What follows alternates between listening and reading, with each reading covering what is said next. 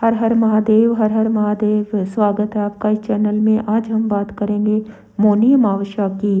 माघ में जो अमावस्या आती है उसे मौनी अमावस्या कहा जाता है। यह बहुत ही विशेष फलदायी अमावस्या मानी जाती है। अगर इस दिन कोई पाठ, पूजा, उपाय या कोई मंत्रों का जाप किया जाए तो यह बहुत ही विशेष फलदायी माना जाता है।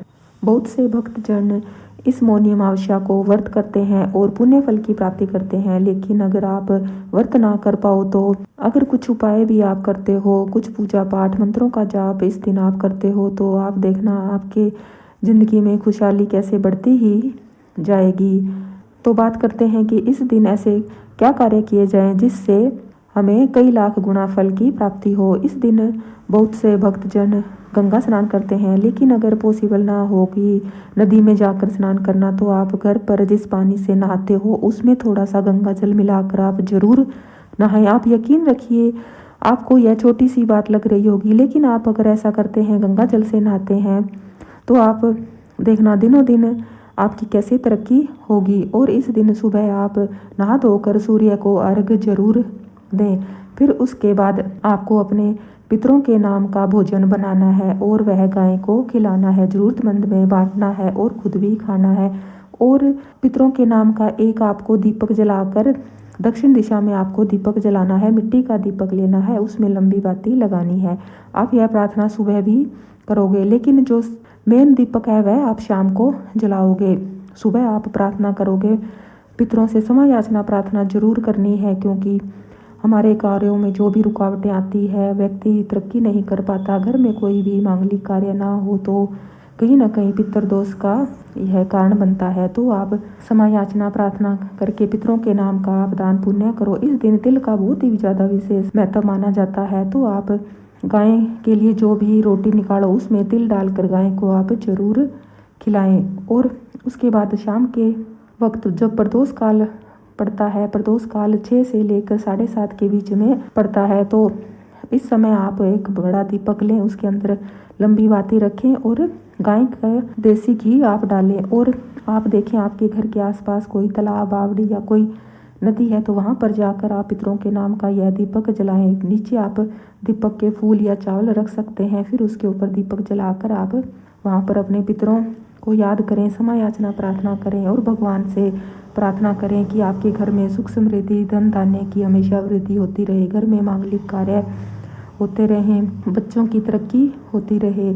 अगर आप ऐसा करते हो तो यकीन रखिए आपको कई लाख गुना फल की प्राप्ति होगी। और इस दिन आप मौन रहिए, आप संकल्प करिए पहले कि मैं इतनी देर 1 घंटा 2 घंटा जितना भी आप में सामर्थ्य है इस दिन आप मौन रहिए। मौनी अमावस्या को मौन रहने का बहुत ही ज़्यादा विशेष महत्व माना गया है। जो व्रतधारी होते हैं वह तो मौन रहते हैं, लेकिन जो व्रत नहीं कर सकते तो अगर आप इतना भी करते हो तब भी आपको व्रत जितना फल प्राप्त होगा। आप इस दिन कुछ न कुछ देर मौन अवश्य रहें और इस दिन आप अपने पितरों के नाम का दान पुण्य जरूर करें। और इस दिन अगर आप मन मन में ओम नमः शिवाय का जाप करते हैं तो यह आपके लिए कई लाख गुना फल की प्राप्ति देने वाला होगा। और आप देखोगे दिनों दिन आपके घर में कैसी बरकत होती रहती है। इस अमावस्या को कुछ नक्षत्रों से और तिथियों का ऐसा संयोग बनता है कि इस दिन हम कुछ विशेष कार्य करते हैं तो वह कभी भी खाली नहीं जाते। अगर आपको किसी बात की टेंशन रहती है तो आप ऐसा करिए, दूध लीजिए और उसमें अपनी छाया देखिए और वह दूध अब गाय को पिला दीजिए। और अगर आप उस दूध में चावल डालकर पिलाते हैं यह भी बहुत ही शुभ रहेगा।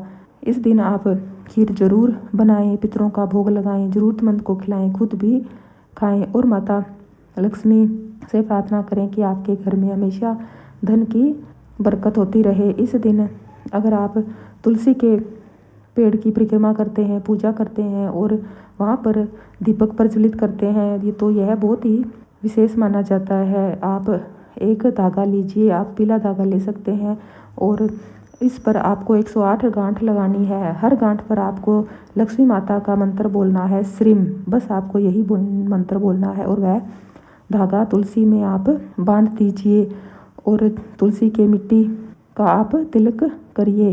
अगर आप ऐसा करते हो तो लक्ष्मी माता की कृपा आप पर पूरे साल बनी रहेगी।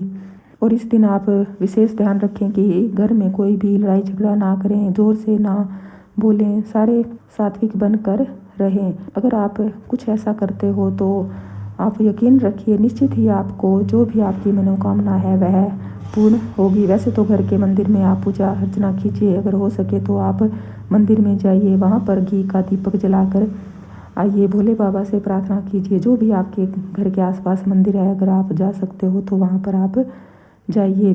जितना भी आप धर्म कर्म का कार्य इस दिन करोगे, आपको कई लाख गुना फल की प्राप्ति होगी और आपके परिवार पर हमेशा कृपा बनी रहेगी। अगर यह जानकारी आपको अच्छी लगी है तो प्लीज़ वीडियो को लाइक करें, शेयर करें और इस चैनल के साथ जुड़े रहने के लिए आपका बहुत बहुत धन्यवाद। भगवान की कृपा आप पर और आपके प्यारे परिवार पर हमेशा बनी रहे। धन्यवाद।